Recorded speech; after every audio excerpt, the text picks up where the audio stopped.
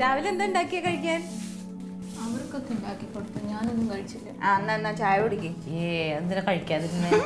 ആടൊക്കെ ഇല്ലേ നമുക്കിപ്പോ? ആടും കോഴിയും എല്ലാം ഉണ്ട്. അപ്പൊ ഇങ്ങോട്ട് പോന്ന അതിനാര് കറക്കും? ആരെങ്കിലും എന്തെങ്കിലും ചെയ്യട്ടെ, മനുഷ്യനേക്കാളും വലുതാണോ ആട്? അത് ശരിയാ. ഓ അത് സീരിയസ് ആട്ടോ.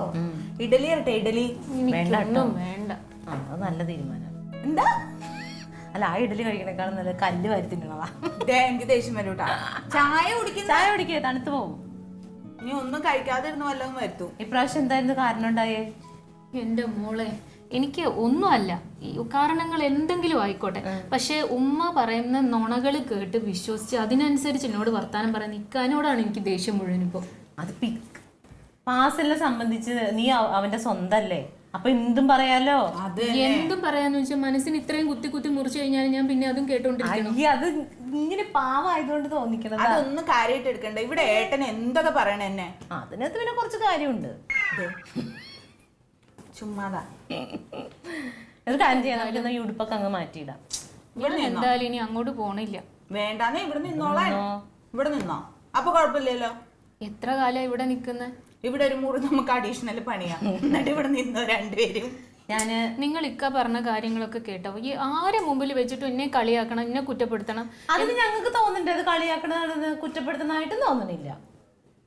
ഷാഹിദ ചേച്ചി ഒരു കാര്യം പറയട്ടെ. എന്താണെങ്കിലും നിങ്ങളെക്കാളും പ്രായ കൂടുതലുണ്ടല്ലോ എനിക്ക്. അതിന്റെ വെളിച്ചത്തിൽ പറയാം. അത് മാത്രല്ല 10ാം ക്ലാസ് മുതൽ ജീവിതം തുടങ്ങിയല്ലോ, അതിന്റെ ഒരു മെച്ചൂരിറ്റി. ഞാൻ 10ാം ക്ലാസ്സിൽ വെച്ച് കല്യാണം കഴിച്ചു, അത് കുഴപ്പമില്ല, ഞാൻ സഹിച്ചു. അതെ, നമ്മൾ ഈ വന്ന കേറിയ പെണ്ണുങ്ങളാ ഒരു കുടുംബത്ത് ഒതുങ്ങി നിൽക്കേണ്ടത്. എത്രാന്ന് വെച്ചിട്ടാ? അത് തന്നെ. അതെന്താ അങ്ങനെ പറയണേ? വന്നു കയറിയ പെണ്ണുങ്ങൾ ഒതുങ്ങി നിക്കണോന്ന്? പിന്നെ അല്ലാതെ ആരും ഒതുങ്ങി നിക്കണം? അത് ശരി. അപ്പൊ ഒരു ജീവിതകാലം മുഴുവൻ ഇങ്ങനെ ഒതുങ്ങി നിന്ന് അങ്ങ് അങ്ങനെ ഇങ്ങനെ ഒതുങ്ങി കൂടി നിക്കാനല്ല ചേച്ചി പറഞ്ഞത്. നിങ്ങൾ വന്നു കയറിയ പെൺപിള്ളേര് അവിടുത്തെ അപ്പന്റെയും അമ്മയുടെയും കെട്ടിയാന്റെയും സഹോദരങ്ങളുടെയും ഒക്കെ തലേ കയറി ഡാൻസ് കളിക്കരുതെന്നാ പറഞ്ഞത്. ഇവള് ചെയ്യണ പോലെ. ഞാനെന്ത് ചെയ്തുന്നാ? ഞാൻ അങ്ങനെ ഒന്നും ചെയ്യാറില്ലേ, വെറുതെ ആവശ്യമില്ലാത്ത പറയണ്ട. ഒന്നല്ല, ഇവിടെ നിങ്ങോട്ട് പഠിക്കരുതിട്ടോ മോളെ. ഉപദേശിക്കാൻ എല്ലാവർക്കും എളുപ്പം. അതാണ്. ഉപദേശിക്കണതല്ല, അവര് അത്രയും നാൾ ആ കുടുംബത്തിൽ താമസിച്ചവരുടെ സ്വഭാവത്തിലൊന്നും മാറ്റം വരുത്താൻ നിങ്ങളെ കൊണ്ട് പറ്റുമോ? അപ്പൊ വന്നു കയറുന്നവരുടെ സ്വഭാവം മാറ്റണം. അങ്ങനെ നമ്മൾ അങ്ങനെ വേണം ജീവിക്കാൻ പെൺപിള്ളേര്. അല്ലാതെ അഹങ്കാരത്തിന്റെ കൈയും കാലം വെച്ച് നടന്നാ പോരാ. എന്ത് അഹങ്കാരം എന്നാണ് ഈ പറയണത്? അഹങ്കാരം എന്നല്ല പറഞ്ഞത്. അവനവന് തോന്നണ കാര്യം പറയണേൽ ഒരു തെറ്റുണ്ടെന്ന് എനിക്ക് തോന്നല്ല. നിങ്ങളോട് പറഞ്ഞ എന്റെ വിഷമൊക്കെ കുറയുന്ന വിചാരിച്ചത്. നിങ്ങളും എന്നെ ഉപദേശിച്ചോണ്ടിരിക്കുക. ഉപദേശിച്ചതല്ല ഞാൻ കാര്യം ഇതാ ഞാൻ പറഞ്ഞ പിണക്കം വിചാരിക്കരുത്. വന്നു കയറിയ പെൺപിള്ളേര് ഒന്ന് ഒതുങ്ങണം. പിന്നെ അത് പറയരുത് കേട്ടോ. വന്നു കയറി എന്ന് പറയണ എന്താ? പിന്നെ വന്നു കയറിയ പെൺപിള്ളേരല്ലേ ഒതുങ്ങണം. കെട്ടിച്ചോണ്ട് വന്നാ പിന്നെ അത് സ്വന്തം വീടാ എന്ന് വിചാരിച്ചിട്ടാ അവിടുത്തെ ആൾക്കാരെ ഭരിക്കാന്ന് വിചാരിക്കാൻ പറ്റും? ഭരിക്കല്ലോ, സ്വാതന്ത്ര്യത്തോടു കൂടി ജീവിക്കുന്നു. സ്വാതന്ത്ര്യത്തോടു കൂടി മര്യാദയോട് കൂടി വർത്താനം. മര്യാദയോട് കൂടി തന്നെ എല്ലാരും വർത്താനം പറയുന്നത്. പിന്നെ മര്യാദയോട് കൂടി വർത്താനം പറയുന്നത് എന്താ?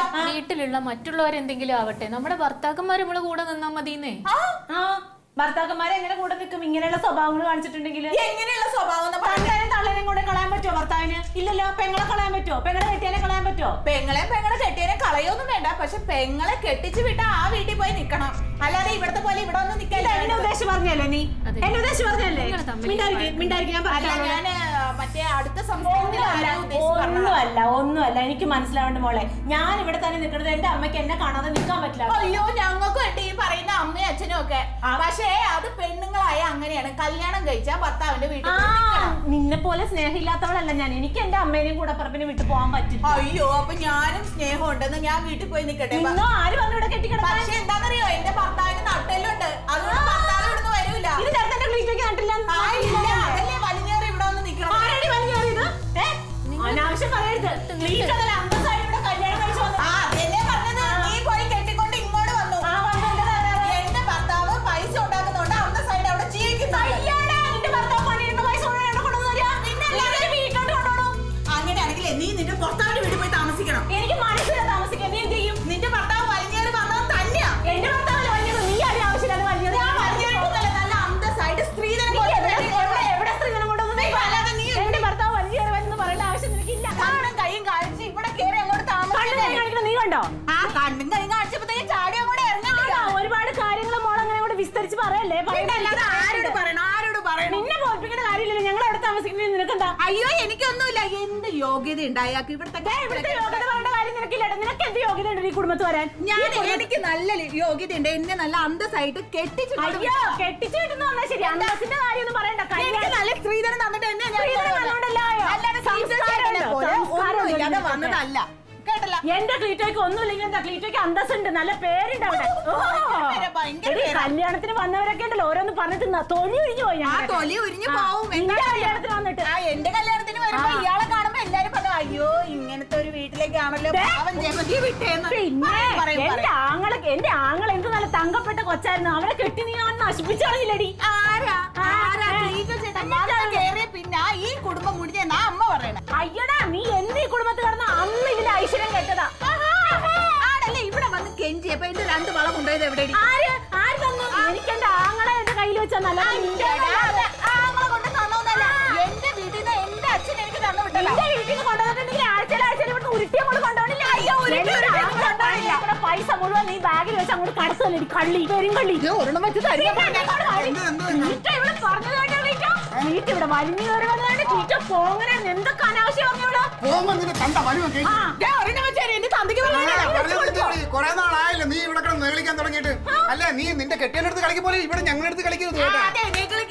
സ്വന്തമായിട്ട് അധ്വാനിച്ച് ജീവിക്കണം. അല്ലാതെ ഇവിടെ കൂടുതൽ കളിക്കരുത്. കഴിഞ്ഞ ദിവസം ഇവിടെ വന്ന് എഴുന്നോട്ട് പോയല്ലേ എന്റെ മാല എടുത്തോണ്ട് വാപ്പാണേ.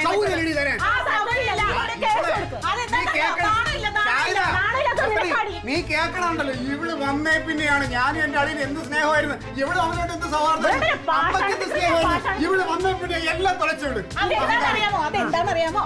ഇവിടെ ഉണ്ടാക്കുന്ന സകല സാധനങ്ങളും അങ്ങോട്ട് ഒഴുകി. നിന്നെ കഥയൊന്നും പറയണ്ട.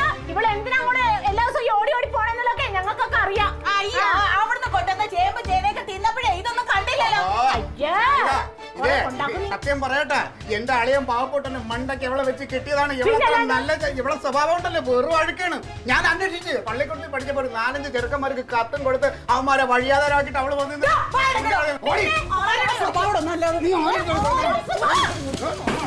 തൊലച്ചളഞ്ഞാൻ